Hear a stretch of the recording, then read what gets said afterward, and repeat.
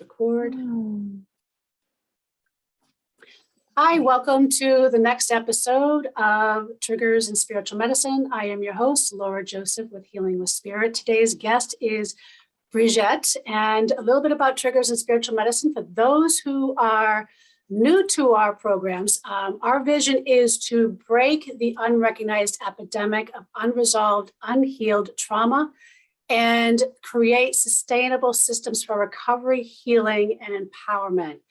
We hope by connecting the intersectionality of a lot of these things that cause triggers and trauma, like dots like on a web, we can help others understand the trauma infection that impacts all areas of our life, including addiction, domestic violence, systemic racism, homelessness, sexual abuse, chronic health issues, cancer, environmental issues, climate change, and more.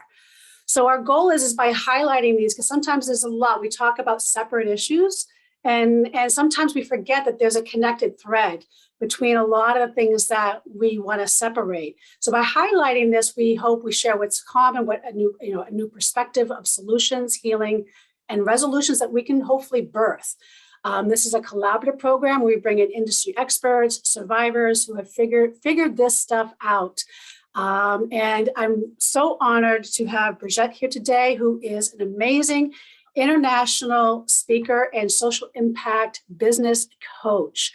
Brigette, could you tell us just a little bit about who you are? Because our topic today we talked about is going to be about disrupting. Folks, if you're having trouble, by the way, with how am I going to do this? Oh my God, is there an economic, pending doom or pro-abortion? There's women's rights. There's all these things. There's the Equal Rights Amendment. I can go on.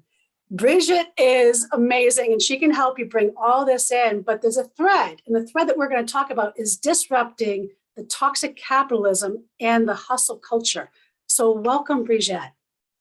Thank you so much, Laura, for that really awesome introduction and for framing the conversation, because as you said, there is a lot of nuance and complexity to this conversation at the intersection of being trauma aware, being a spiritual being on a spiritual journey, and then laying in an awareness of how we navigate business and political issues and global issues that are impacting us in a way that still allows us to live a good life and to live a life of joy and pleasure, and to find a way forward that feels aligned with our individual wellness and collective good, right? Which is always at odds, particularly in our westernized culture.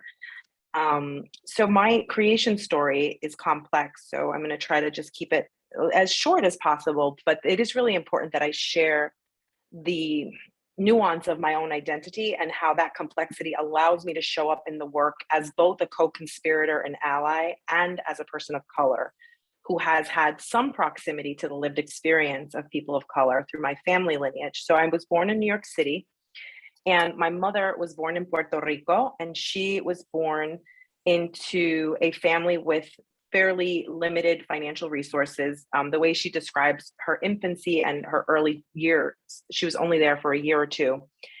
She didn't have a window with glass. She just had a window, and she slept in a hammock, and her mother made turtle soup on the beach. And she used to steal mangoes with her sisters to supplement their diet with what their mother was able to prepare from food that was caught or scavenged, or that the father could find.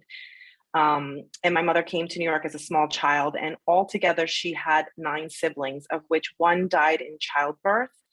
Another died as an infant, and my mother has some early recollections, as well as her older sister.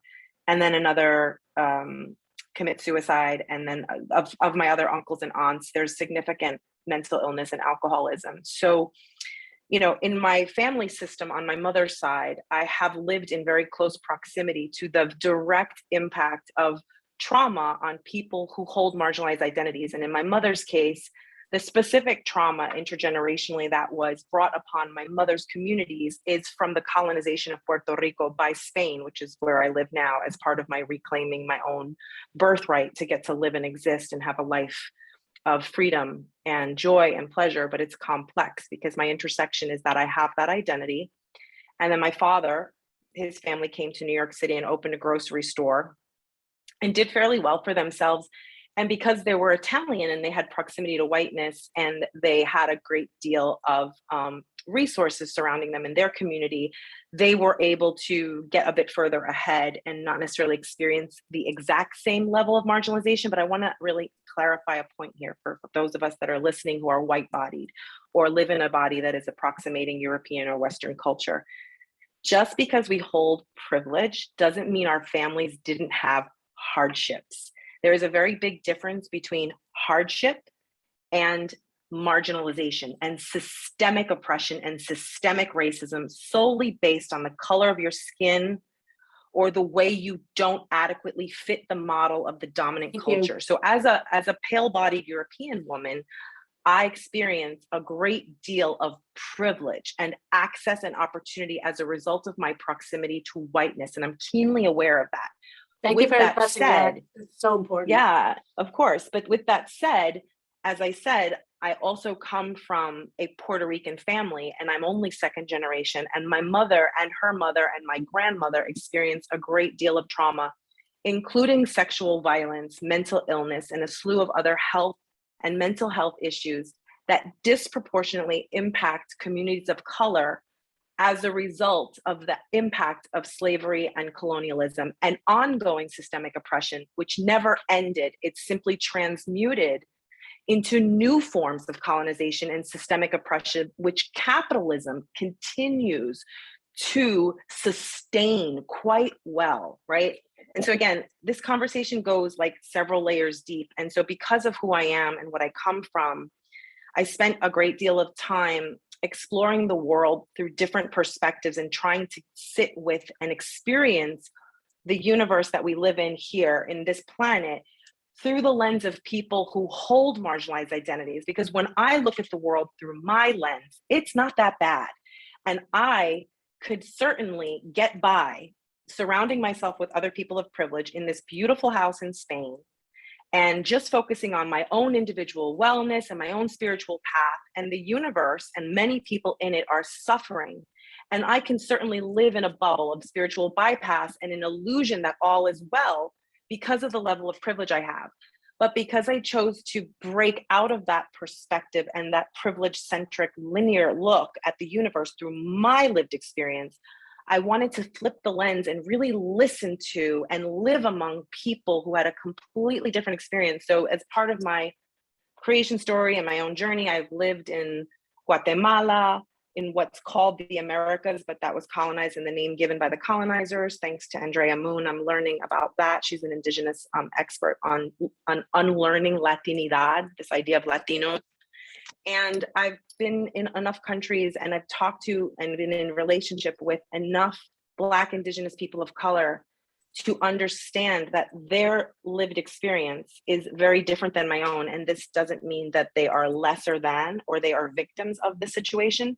It's just a reality, right? So I think that kind of puts a clear anchor in why I care about these issues, because I get to see it from both sides. And I've always felt called to get in and figure out what is my role in disrupting or redirecting systems that are harmful. And so a lot of people talk about, again, caring about other humans, being on a spiritual path. And one of the things I've seen is a great deal of bypass that is quite harmful to people who hold marginalized identities and who hold a form of trauma specifically that is related to systemic oppression and systemic marginalization. And again, it's not to play like trauma Olympics and say like, your trauma is lesser than my trauma.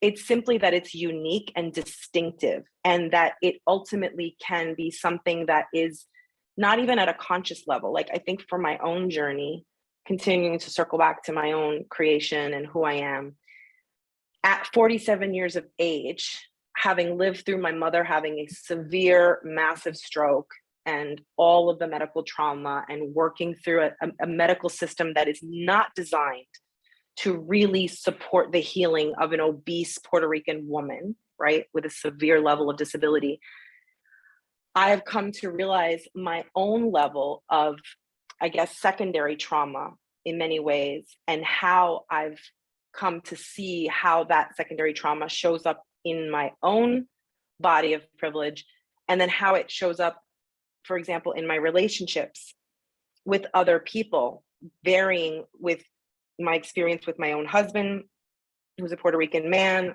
with women of color and people of color in my community, and with white-bodied individuals, where I've noticed, as I've become more attuned to my own trauma and to my own system, I've kind of seen distinctions in how I relate and respond and react to people of a dominant culture versus people of a non-dominant culture. And what's really, and this is something I just feel like I need to share, just like as a matter of like speaking my truth.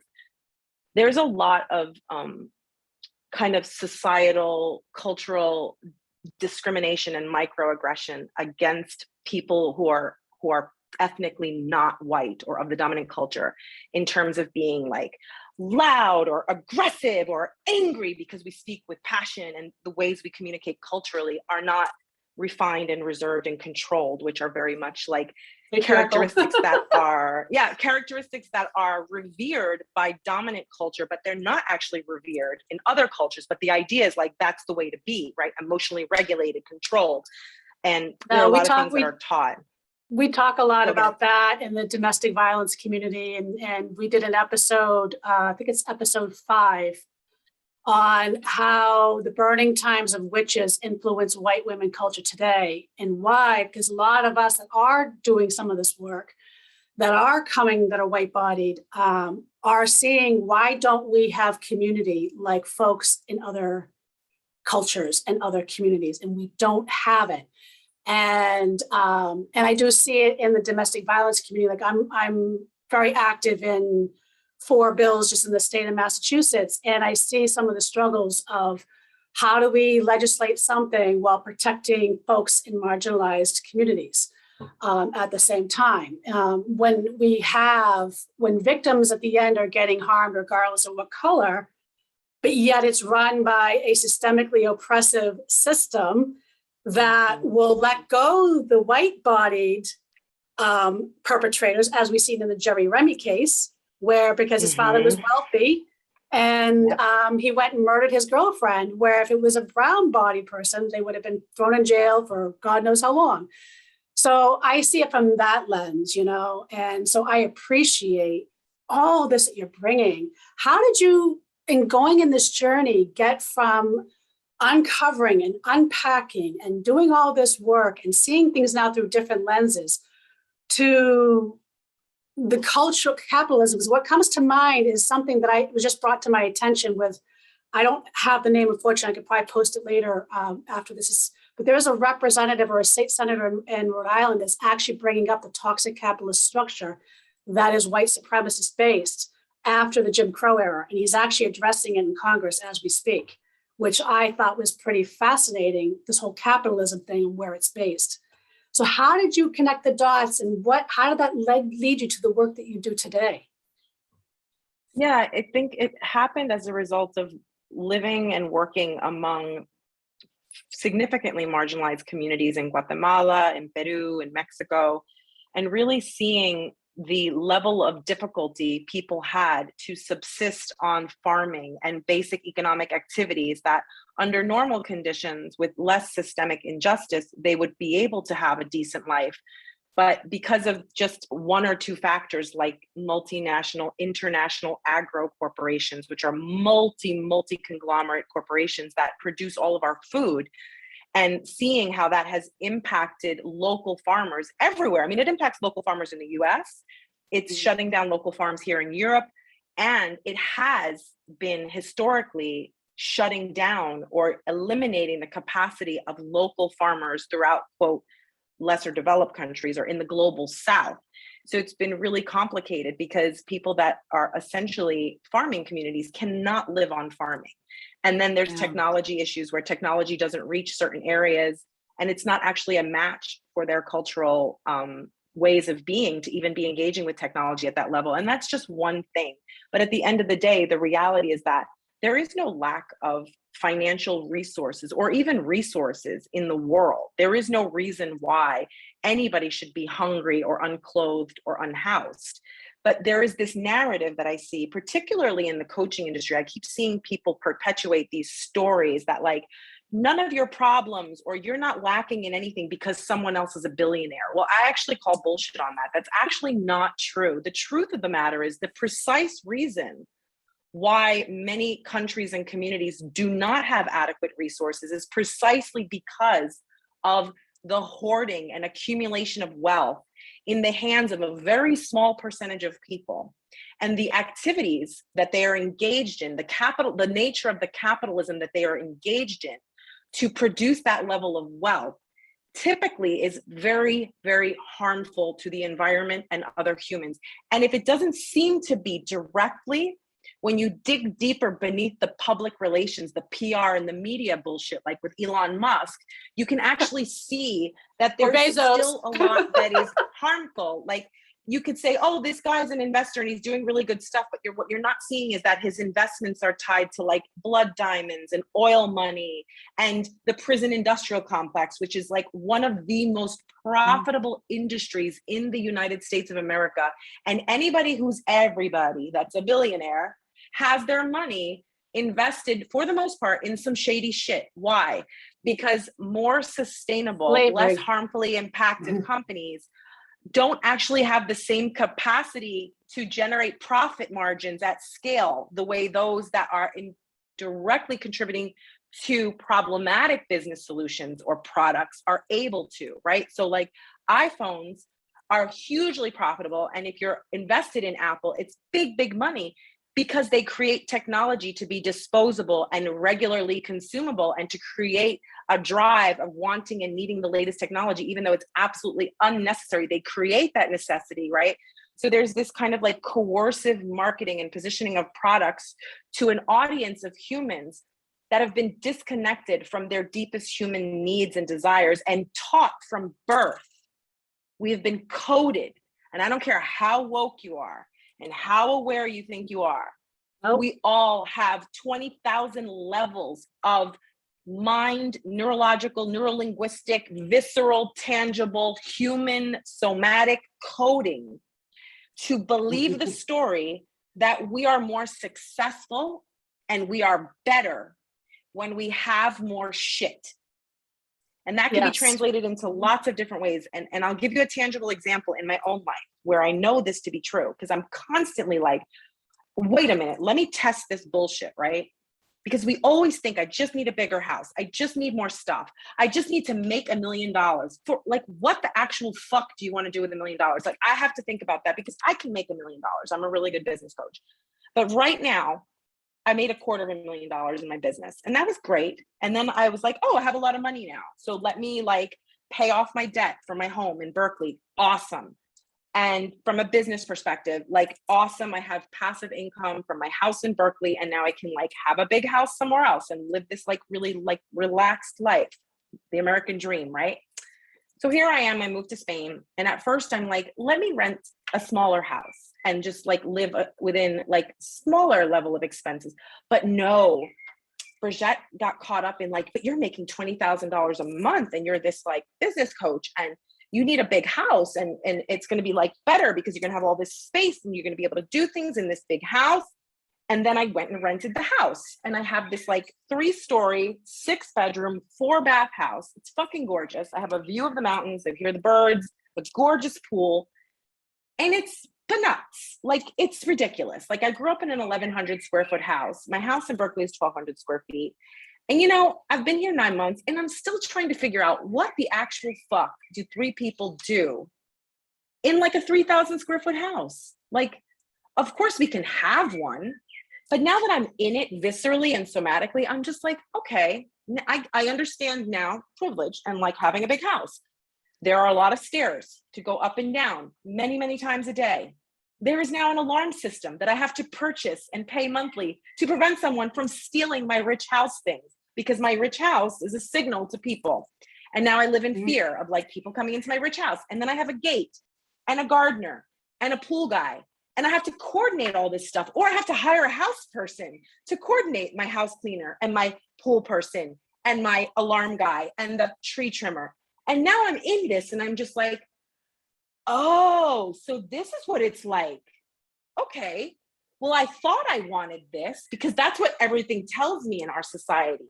Yep. But now that I have it, I'm kind of like, I don't think so. I don't think I want a big house with a gate and alarms and I have to worry. And it's just like this kind of, again, this social dream that we've been sold in America, that like this perfect life involves certain tangible things, that in having those nothing is more tangible than freedom. That's what I've learned. The older I get, the more I realize, because of having my freedoms taken away, which that's a topic for another story that was written in two of the books that are coming up. But, you know, when you have your freedoms taken away, you cherish it more. You know, I had the big house too. And you know what? My thing is, the older I get, I want to be able to live comfortably so I can move when I want to and where I want to without wondering, how am I going to do it? I want the flexibility. I want the freedom. And I think especially those that might be listening here, like from the US, are probably wanting the same thing, because maybe they can't take the vacations because they've got the big mortgage and the big house and all the things and all the gadgets and the newest this and the newest that. I mean, when I used to do finance, there was and I was living in Philly at the time, there was this family, their mortgage was $600 a month, but they were getting ready to face foreclosure because they had $400, and this was like almost 20 years ago, $400 a month in cell phone bills that they barely use, only for emergency purposes. Because back then, 20 years ago, we weren't really using them like we are today. And they had season tickets to the Philadelphia Eagles game, and they were paying 25% interest on a car loan. And I'm going, what's more important? Like, get rid of that stuff so you can have more freedom to be able to live. And that's the thing. Like, we don't actually understand in Western culture what freedom even means to us, because again, we're so coded that we're chasing the next level of wealth and an accumulation of material things, thinking that that is the outward indicator of success, that we've made it. We don't actually understand necessarily what it's going to be like when we have that. And I think this is what drives capitalism and drives, especially in my industry, because I want to kind of come back to the reality that I'm a sales coach. I am not anti all forms of capitalism. I am a business coach for online entrepreneurs that are in the spiritual, mental health, anti-racism, DEI, personal development, organizational culture, inclusion, coaching, consulting, healing, and mentorship services. And these are some of the people that I do business with, that I support to actually earn more money. And often the reason that they're actually not able to achieve financial freedom and financial success is because they are caught up in a lot of mentality of doing more and hustling and guilt and needing to feel like they should be working harder to make more money. And then ultimately the money comes and goes because of the system that we're in. And even the coding in the online entrepreneurship is like, make money, spend money, make money, spend more money to make more money. And to some degree, there is a certain level of truth in order to build a sustainable, financially revenue fluid business, you do have to spend money to make money. And often it's really much less complex than people think to scale their business. And it's because they're caught up in a vision of doing things a certain way that's been sold to us, that is really rooted in the types of traditional toxic capitalist models that I'm referring to, where people become mega millionaires and mega billionaires. And then this idea that if you have a sustainable business making $100,000 a year or $200,000 a year, which is a great success as a coach, people are still like, I haven't made it far enough. And then like, what's the actual deeper purpose and the driver behind making $1 million? Because it just becomes this narrative of like, you've got to build $1 million business. But really, when I'm in there disrupting some of my clients coming to me when they're all gummed up with confusion around their core values, their worldview, their spiritual journey, how does this all come together? What's lacking is like, what the actual fuck is the real reason? Why are we all trying to make $1 million? Now, I can tell you why specifically I'm trying to make $1 million. And that's part of my story as to why I'm here in Spain. So specifically, the reason I'm trying to grow $1 million business, and I've already achieved 1/4 of my goals in just 5 years. The first one was to liberate my Puerto Rican husband from a 9-to-5 job. He's 54 and he's fucking semi-retired. He had an angina attack. And instead of worrying about how he's going to go back to work with a stint and manage stress, he's going to get a stint and then he's going to go lay on the beach every fucking day for the rest of his life, because our choices and me building a social impact business where I feel good about the work that I do allowed me to leverage and redistribute enough economic resources so that I could put down money to keep my family's assets intact for future generations, which my family couldn't do because of the pressure on them. And I was also able to, with my husband, collaboratively create a scenario where he could retire at an age where he can live his life for our 8-year-old child. And so I still believe in business and entrepreneurship as a path to financial freedom and liberation, if and when we are really clear on what's driving us. So my own family's legacy and our health and our ability to take care of ourselves and not replicate the same intergenerational trauma that our parents experienced, to replicate it for my daughter. That's the first thing. Like, we're here to break the cycle and to leave my daughter a house, 2 houses, in fact, maybe 3, and enough financial freedom that she never has to work in a toxic, dominant culture place just to make enough money to survive. That was the first thing. That was the first driver of why I established my business.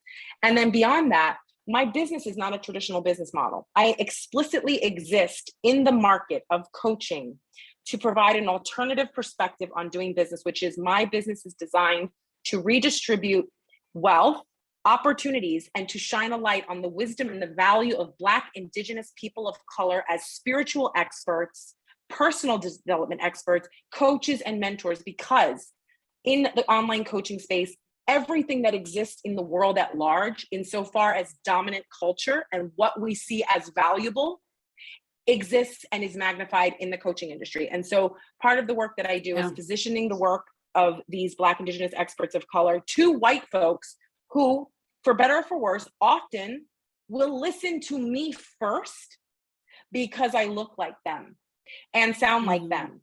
And so I am a bridge often for folks who it may not occur to think like, oh, if I'm struggling in my business and I'm not putting myself out there, it actually may have to do with white fragility or spiritual bypass or trauma related to the dominant patriarchal culture. And so in unpacking those things with a coach who is a person of color, who is trauma aware or trauma informed if they're an expert, but a lot of people don't understand the distinction.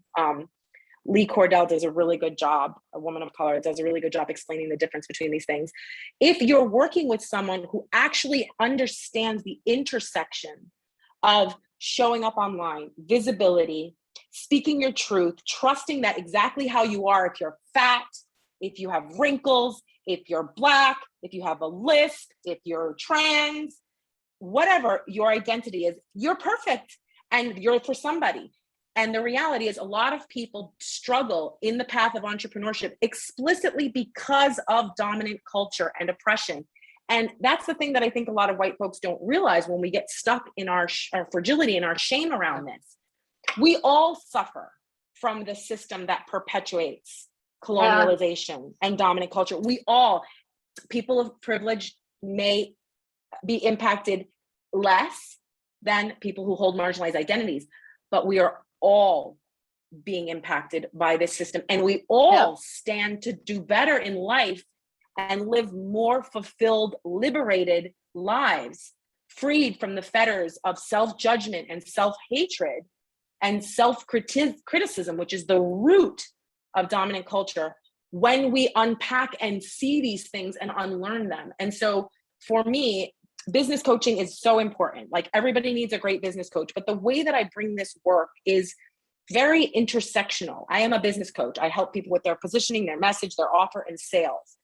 And I'm looking through this lens of justice and systems of oppression to help people of privilege who I do business with and support as a coach to unpack and unlearn things that are not only undoing their own success, but is also perpetuating harm in the world. So it is a fucking win-win-win across the board when we, people of privilege, can actually take care of ourselves so that we don't continue to perpetuate our white body trauma on other people. Because again, systems of oppression, slavery, and racism, of course, creates trauma in Black and brown bodies, right? But if you listen to Resmaa Menachen's, you have to listen to My Grandmother's Hands on audiobook so you can keep going back and listen to him repeating over and over how important it is to understand that all of us white-bodied people hold white-body trauma.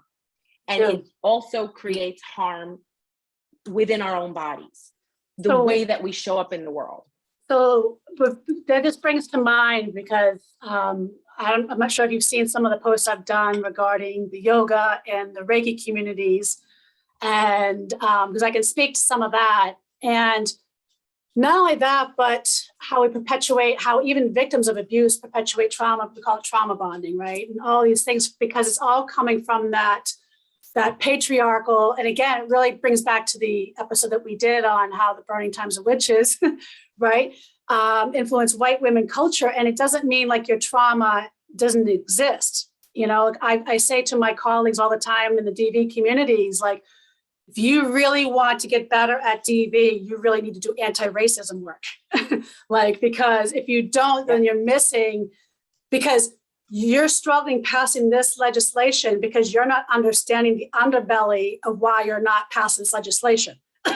Right. And the thing is, and white-bodied people don't necessarily have the tools to engage with discomfort, right? So part of the trauma of being a white-bodied person is that we've been coded to be suppressed and controlled and to bypass painful, difficult things. Otherwise, how could we stand by and allow the things to happen? We've been coded to stay quiet and comfortable. Right. Well, not only that, we've been coded into hanging out our fellow sisters who are strong.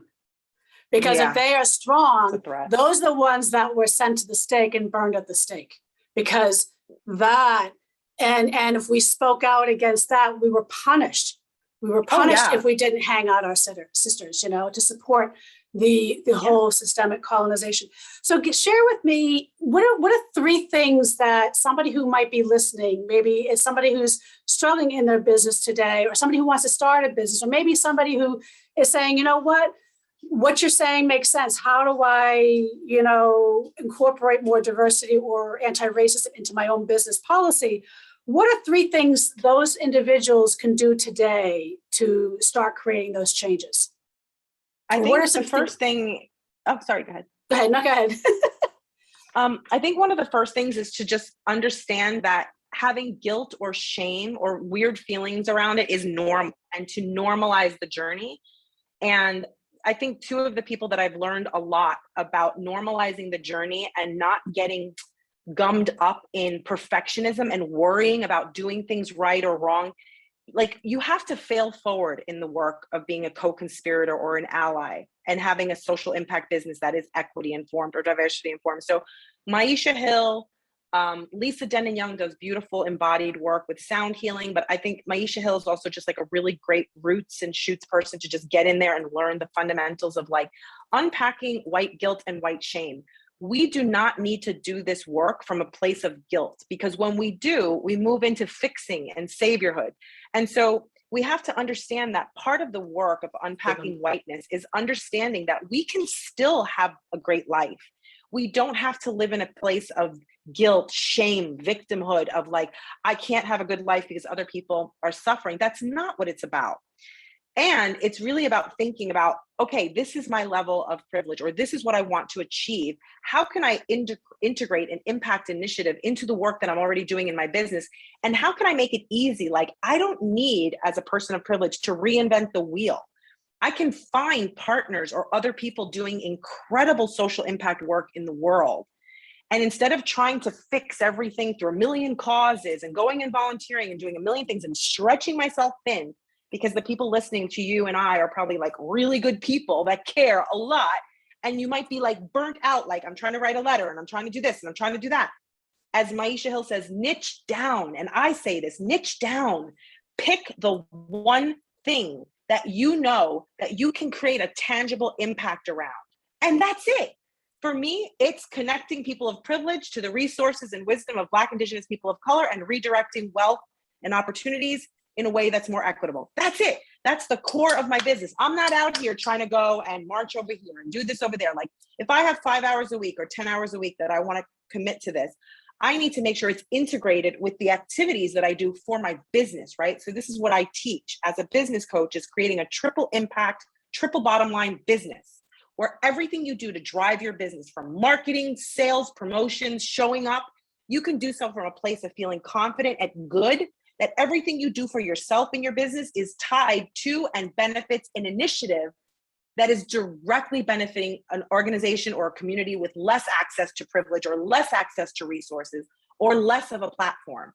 And it gets more complicated. So I would say the first thing was just reviewing, is going back and unpacking guilt and shame and moving out of that place and coming from a place of like really strong awareness that you can make a difference and it doesn't have to be a million things. And then the second piece is leveraging how you build a business in a way that allows you to niche down and have your business be more profitable as a result of having an impact initiative embedded. For example, my clients who are spiritual white women who want to do better, who want to give back more, but are also struggling to be financially sustainable for themselves and even sacrificing at the expense of their own spiritual care or their own wellness, which is not good when you're a spiritual healer, right? As a coach, I need to rest, take naps, work with my own mentors to unpack so that I can show up grounded and not project onto my clients, right? So a lot of what I help my clients with is like realizing that trying to do too many things and being afraid to take a stand for our values and how we position the value of what we offer at the intersection of who we are, what we offer, and the core value system we take a stand for is often why so many businesses are not actually sustainable, right? So there's obviously a lot more to this, but like getting really clear on the why and the impact on the other side of the why. Like, why do you want to build a socially impactful business that serves and creates powerful, positive impact in the world, not only for people of privilege, but for people who have less access to resources or privilege? Why?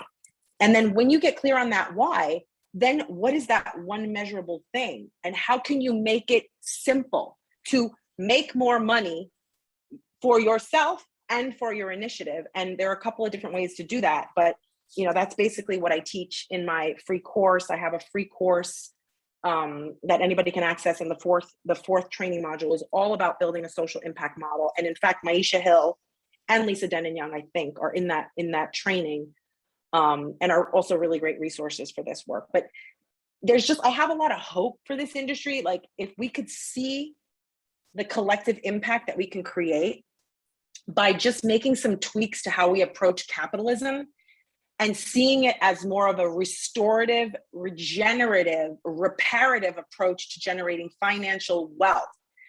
And again, we've been coded with individualism, rugged individualism, and individual success, and individual wellness, and individual spiritual journeys, all of which is a westernized, whitewashed version of true rooted indigenous spirituality, which is about the collective, and it's about collective wellness, right? We even see this around COVID, the idea that my individual freedoms and choices literally, quote, trump collective wellness. So I want to repeat that, because we hear this a lot in the spiritual community. My individual freedoms, my spiritual wellness, and my individual good trumps collective wellness or collective decisions. Like, I get to do things the way I want because it's what's best for me.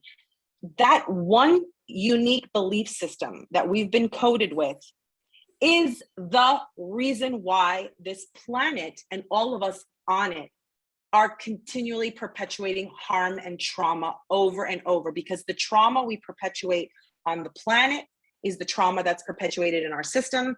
And another resource that I highly recommend is that you listen to Marita Esteva, Path of Ish. Their Walking with Our Shadow podcast is a really powerful resource to really think about the true nature of our interconnectedness and the true nature of a spiritual journey, which is not just about my own individual spiritual ascension and wellness, which is the westernized consumerist view on spirituality. When the collective is unwell and the planet is unwell, we can delude ourselves with all the visions of 5D ascension to say that we're living our best lives. But unless we are doing something to heal the collective and the imbalance of wellness among the people of privilege and people of lack, we are not whole and we are not truly healing. No, you're And that's absolutely where right. we have to work through the icky stuff and the darkness and the light. And it doesn't mean that we have to suffer additionally or self-flagellate in the way that westernized religion has coded us to believe, that do things from a place of guilt. We can still live a whole, healthy, spiritually guided life while unpacking our own trauma and doing the work to cause less harm to others. And to, again, the words I really want to leave you with are to use business as a source to build wealth in ways that are restorative, regenerative, and reparative, and redistributing that wealth to the places where it's most needed.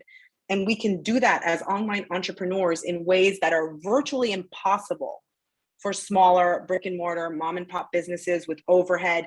As an online entrepreneur, you have the capacity to create unlimited impact with your message. There are billions of people in the world, and there are several thousands of people that need your specific wisdom, who highly likely will be more drawn to work with you if you are real and truthful and honest about your value system, where you stand on things, and show up authentically and imperfectly as you are. Because perfectionism, which is the final thing I'll mention, is the thing that is the enemy of impact. It is the enemy of financial sustainability. This idea that we have to achieve a certain level of something more perfect or better to then go and be able to achieve success is what keeps us stuck and small. The worrying about, if I could just lose weight, then I can do it. Or if I just do this better, or if I just was that, or just something else. And this is how we're coded, and this is why we stay stuck. So I know we've covered a lot of ground. We did. And actually, you even, listening to you, especially, I will end with this too. My teachers out of Kyoto, Japan, who studied Jigen and Reiki, my teacher's mother studied with the founder of Reiki. And one of the fundamental teachings, because it is Shinto based, is, and this is the one element that has been taught out of almost every Western Reiki teaching, is there's a concept of the whole word of Reiki in itself is really about, if you are to do this work, you have a fiduciary duty to be a steward of the planet, because you are the most evolved being. And if you are not dealing with the other aspects, so people forget, people think like Reiki is like, oh, you put your hands on somebody and do healing, right? No, it involves social justice. It involves climate, and involves health. It involves, because it's all about, we are the most evolved being on the planet, which means if we are not being the steward to all life and all beings on the planet, then we are not honoring the gift that we were just given. Now, when you say we, you mean humans? Humans in general.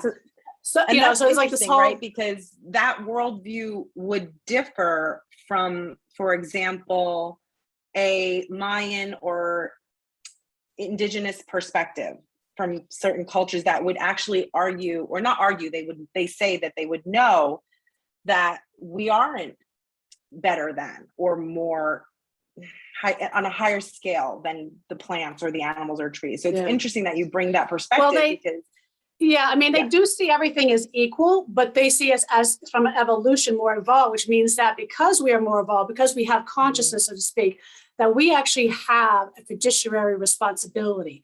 So they do talk to be better stewards of the plants, of the ocean. So even one of the mission statements of the Jigen and Reiki Institute is, they even talk about medication. We take medication, we ingest it, it comes out, it has to go somewhere. It goes into the septic and the sewer. The sewer goes somewhere.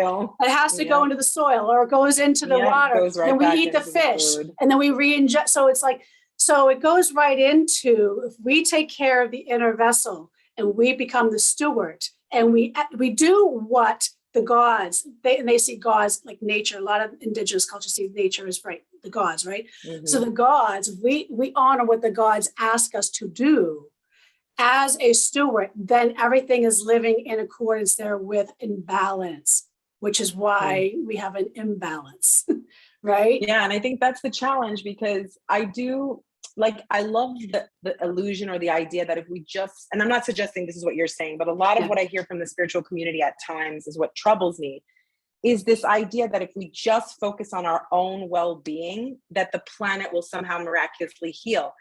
If we hadn't done so much harm and created so much inequality and imbalance of wellness and resources, that would be true. However, just so I could potentially get through life insulated from what's going on for most people of marginalized identities, I could just live inside this 6-bedroom, 4-bath house here in Spain. Yep. And just cut myself off from icky, yucky things like racial justice or problems with Black people getting shot in America, because that is just really messy stuff. And I just want to leave that all behind.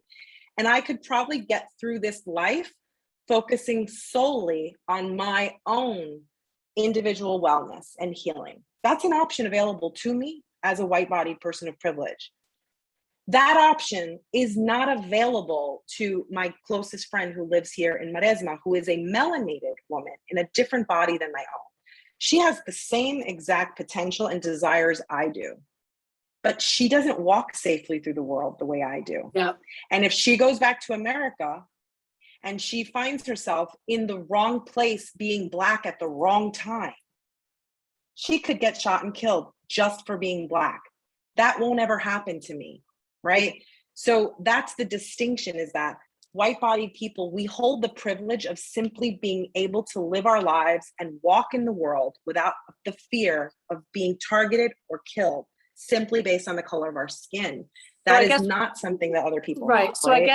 I guess where these teachings would come in is you have to do the work on yourself to show up better to do that work, because you have to uncover those blind spots. And a lot of the white folk don't realize they have the blind spots, unfortunately, you know. Tell me, Brigette, how would somebody be able to find you? What's the best way for them to reach you? So I'm most active on Facebook as Brigette Iarrusso Soto, and I have a public profile. And then I have a Facebook group that is free where I share a great deal of resources. And I'm also on LinkedIn and Instagram, but Facebook is the predominant place where I live. And then the best way to really get to know me and get to know the community that I've been building over the past 6 years is to come to one of my events. So every single quarter, I believe in impact before income. So I provide a great deal of value and I build community and I help people build win-win partnerships. And I help people with networking and growing their business for free first, to build trust so people understand where I'm coming from with this work. So if you really want to get to know my work, get immersed in the value system and actually suck up things for free from not only me, but from other members of my community. I don't know when this will be released, but I have an event coming up on June 1st. And it's, the link is bit.ly, if you know the bit.ly thing, bit.ly/disruptive scale. And it's basically an event that is specifically if you're building an online business and you want to create more social impact and generate more money in a way that doesn't create harm for yourself and other people. And I know that sounds like a tall order, but I do have a solution. And there is a way forward to do this that doesn't burn you out and stretch you too thin, which is unfortunately something we are coded to do, because that's how the machine operates. And it takes consistent awareness and unlearning. What am I doing? Why am I doing it? How much am I doing? And what is necessary to actually create the impact and create the life that I want for myself, and to be able to share the resources with others.